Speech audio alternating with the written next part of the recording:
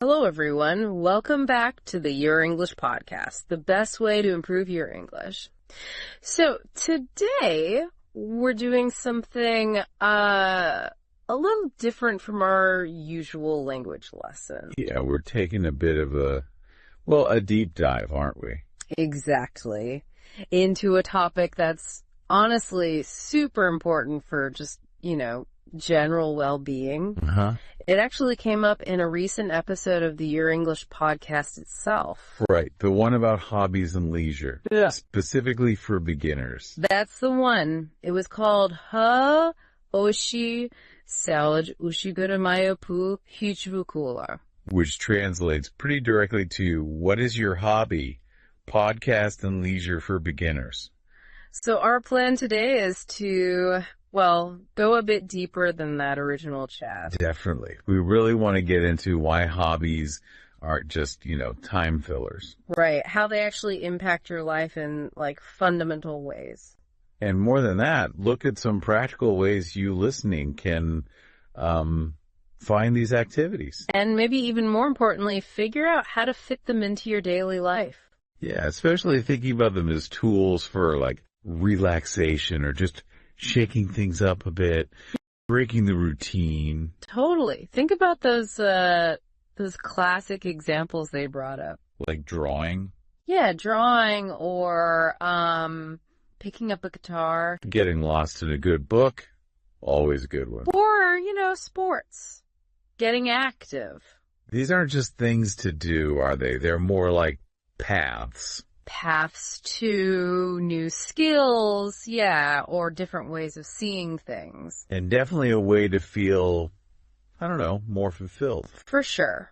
And to make sure we cover all the angles, we're going to actually walk through the structure they used in Your English podcast episode. Right. We're going to look at each section they laid out. Yeah, kind of dissect it, pull out the really useful bits for you. Okay, so they had 10 sections. We're going to go through them one by one. Yep. First up is their intro to hobbies. Then we'll hit the benefits they talked about. Okay. And after benefits. Then how to actually find a new hobby. Followed by fitting it into your day-to-day life. Makes sense. And then the really interesting bit, turning it from just a hobby into a real passion. Yeah, that leap. But we're not stopping there. No.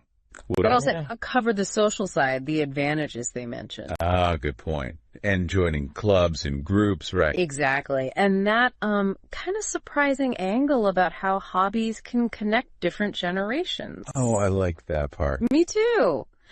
Then there's the whole online world communities and how they help. Right. The digital aspect.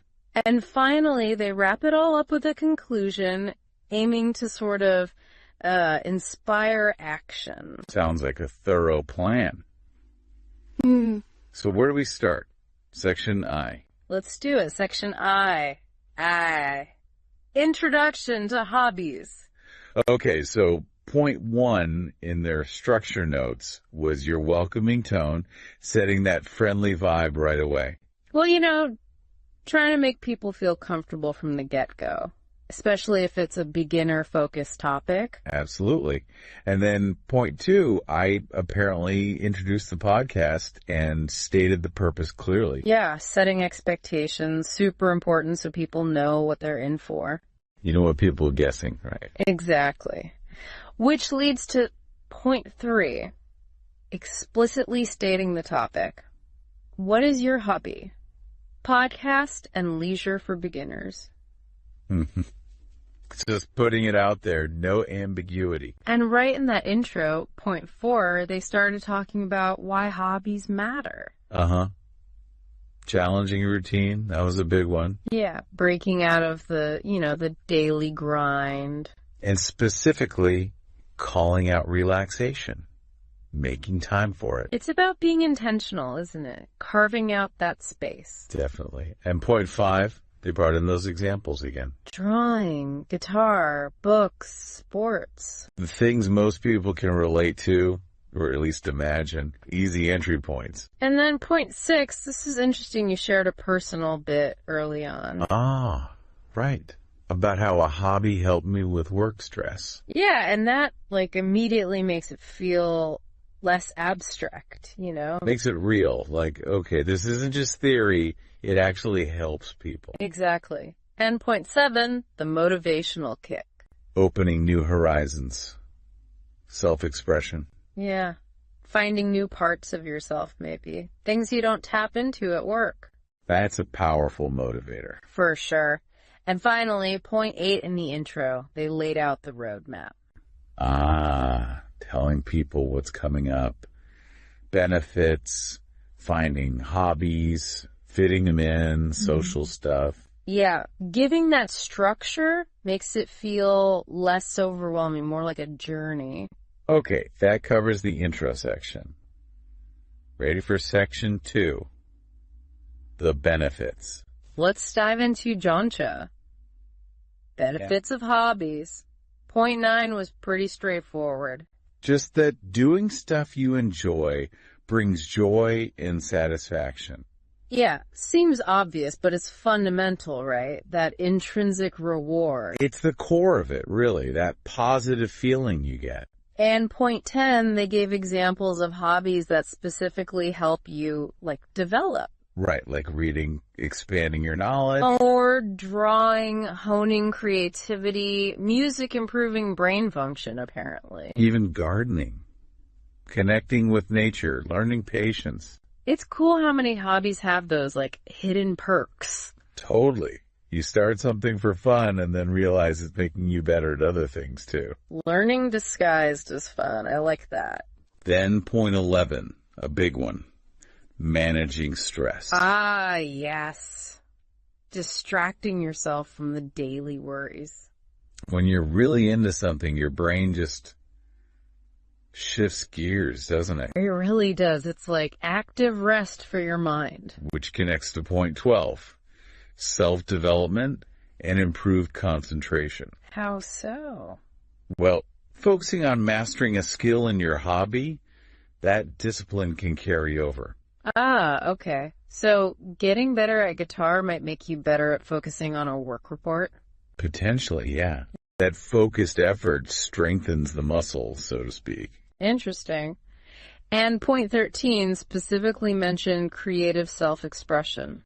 Art, music, how they enrich life in a tangible way. Bringing beauty, meaning making something. Yeah, a sense of accomplishment.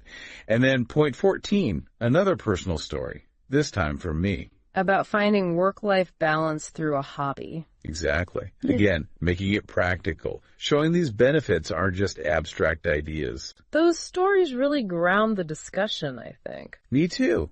Point 15 was about discovering hidden talents. Ooh, I like that. Trying pottery and realizing you're actually good at it. Yeah. Or stumbling into something you never thought you'd enjoy, let alone have a knack for. It's that element of surprise, of self-discovery through doing. So point 16 was the summary for this benefits section. What were the key takeaways again? Basically, emotional relaxation, creative and cognitive growth, and just a better quality of life overall. Pretty compelling reasons to find a hobby.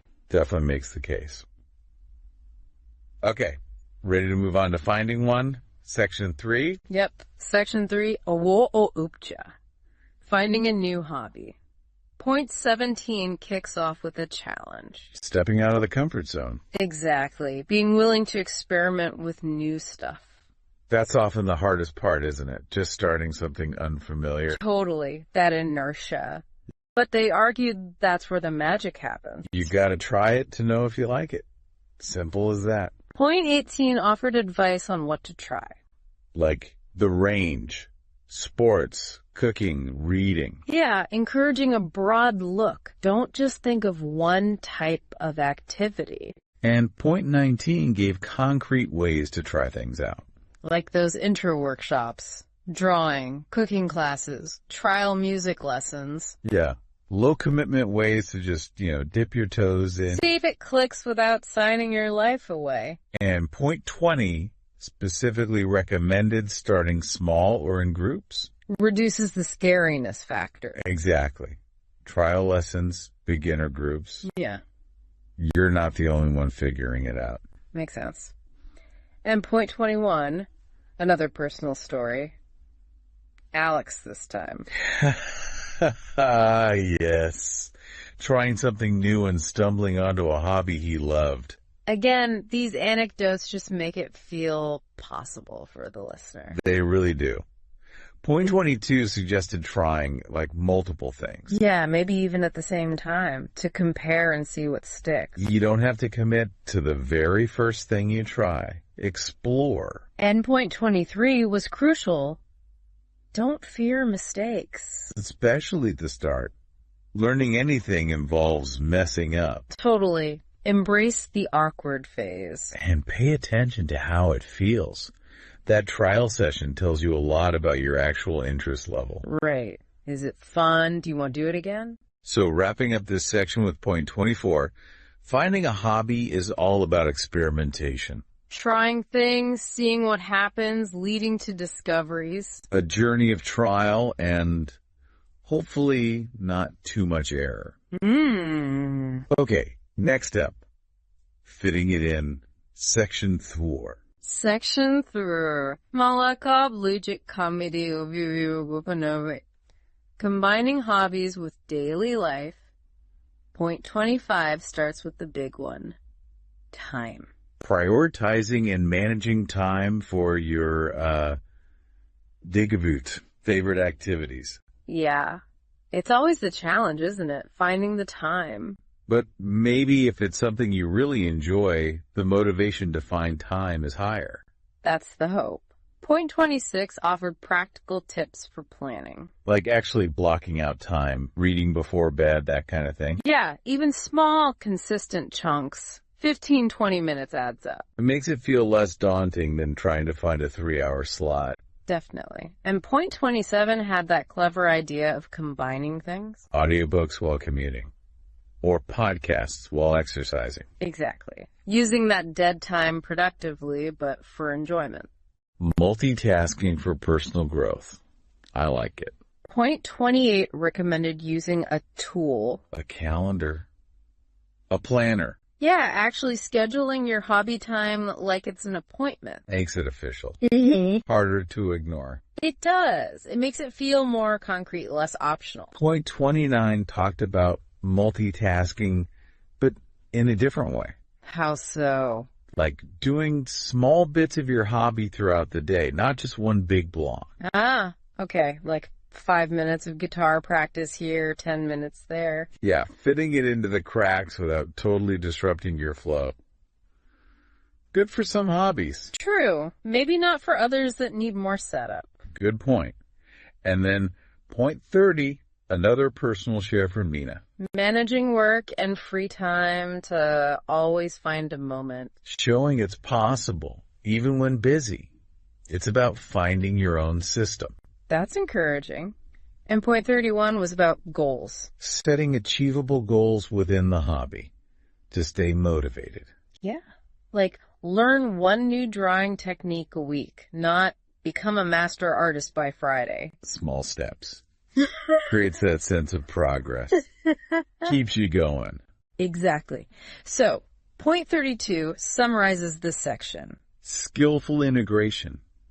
Balance and enjoyment. Basically, yes. It's about intentionally weaving your hobbies into your life through planning, smart time use, and realistic goals, making it sustainable. Got it. Okay, moving from just doing a hobby to it becoming a passion. Section V. Section V, turning a hobby into a passion. Point 33 sets the stage. It takes consistent, conscious time investment. It doesn't just happen. Right. It's that shift from casual enjoyment to, deeper dedication. Moving beyond just dabbling occasionally. Point 34 had a specific recommendation. For short daily sessions dedicated only to the hobby. Yeah. That focused, uninterrupted time, even if brief, builds momentum. Consistency is key again. Seems to be a running theme. It really is. And point 35, Alex's guitar story came up again. How it became a passion after months of practice. Yeah, illustrating that sustained effort leads to that deeper connection. It shows the payoff for that consistency. Point 36 suggested investing more. In better tools. Or training. Yeah. Better art supplies, maybe advanced lessons, coaching. Signaling a deeper commitment. And probably making it more enjoyable too. Good point. Quality tools can make a difference. Then, point 37, back to goals again. But maybe bigger goals now. Like participating in an exhibition. Or concert. Exactly. Having those milestones to aim for gives direction. A tangible sense of accomplishment when you hit them. Definitely. Point 38 stressed connecting with others. Like-minded people. Sharing experiences. Yeah, for inspiration, new ideas, just that sense of community. Learning from others, getting feedback, encouragement. It fuels the passion. For sure. And point 39, Nina's personal story again. How developing the hobby brought joy and confidence. Yeah, that feeling of growth and mastery, that's often part of real passion. So, summarizing this section with point 40, passion comes from practice, focused development, and connection. It's a result of putting in the work and engaging with the community around it. Makes sense. It's an active process. Okay, section 6, the social side. Section 6. Diğer Alicia. Autohua. Social benefits of hobbies. Point 41 focused on making connections. How hobbies just naturally help you meet people. Yeah, they create that instant common ground, something to talk about. Less awkward than trying to make small talk about the weather. Definitely. Point 42 gave examples. Teamwork in sports.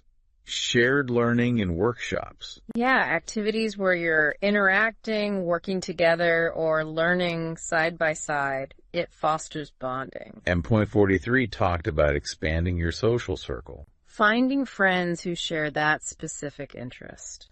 That shared passion can be a really strong foundation for friendship, can't it? Absolutely. You already have something significant in common. Point 44 mentioned hobbies leading to, joint projects. Yeah. Meeting someone in a photo club and deciding to do a project together. Taking the connection deeper through collaboration. That's cool. And point 45, another Alex story. Meeting people through a hobby who became real friends. Yeah, showing it actually happens. It's not just a theoretical benefit. Underscores the potential.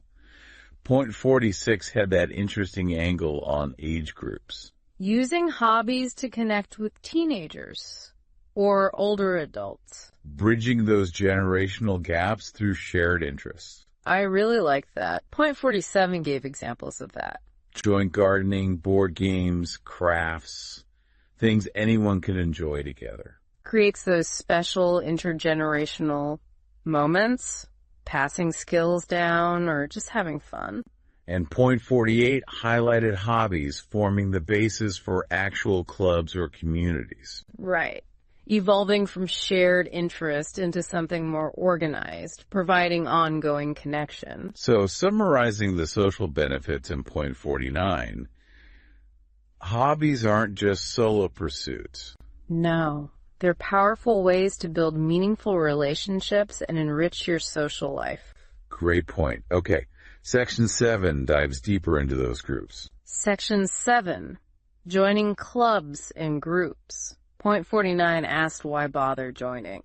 The advantages of being part of an actual club. Yeah, like having structure, resources, and that instant community. Everyone's there for the same reason. Point 50 offered tips on how to find them. Checking community centers, online listings, local shops related to the hobby. Yeah, practical ways to track down these groups. And point 51 gave specific examples again. Drawing clubs, music groups, culinary workshops. Focused environments for learning and sharing. Point 52 highlighted the benefit of club events. Seminars, workshops, expanding knowledge and experience. Exactly. Learning from more experienced members, guest speakers. Accessing collective knowledge, maybe specialized equipment too. Good point. Point 53 suggested competitions. Culinary contests, chess tournaments. Testing your skills. Yeah, a way to challenge yourself, get feedback, see where you stand. Can be motivating. If you're into that sort of thing. Yeah. And point 54, Nina's experience again. Joining a group improved her skills and brought new friends. Right, hitting both the skill development and the social connection aspects. Shows the dual value proposition. Point 55 gave advice for within the group. Being active, asking questions, sharing your own stuff. Yeah. Don't just lurk, engage, contribute. It's a two-way street, so point 56 sums it up. Joining clubs promotes learning, experience exchange, and community feeling. Makes total sense. Okay, section 8, bridging generations. Section 8, Koiniching Gate, bridging the generation gap. Point 57 starts with that core idea. Hobbies uniting people of different ages. Yeah, their power to transcend age, finding common ground. It's a lovely thought, isn't it? It really is. Point 58 gave those great examples. Joint gardening again. Grandparents and kids. Board games universally fun. Needlework passing skills down. Activities where age doesn't really matter for participation. Point 59 emphasized the feeling it creates. Everyone feeling involved, valued, belonging. Yeah, breaking down those hierarchies, fostering mutual respect. And point 60 mentioned the broadening of perspectives. Learning from different generations' experiences. Exactly. Kids learn from elders. Elders gain energy from youth. It's reciprocal. Point 61 showed hobbies becoming central to family communication. Like that bird watching example. A shared family activity. Creates connections, shared memories across the generations. And point 62, Alex's personal story connecting with older and younger folks through his hobby. Showing it happens organically. Point 63 had a practical tip. Organizing family or intergenerational events around hobbies. Yeah, being intentional about creating those opportunities. Family cooking day, game night. So, point 64, the summary. Hobbies bridge the generation gap. Creating common ground, uniting people, simple but powerful. Very true. Okay, section 9, the digital world. Section 9.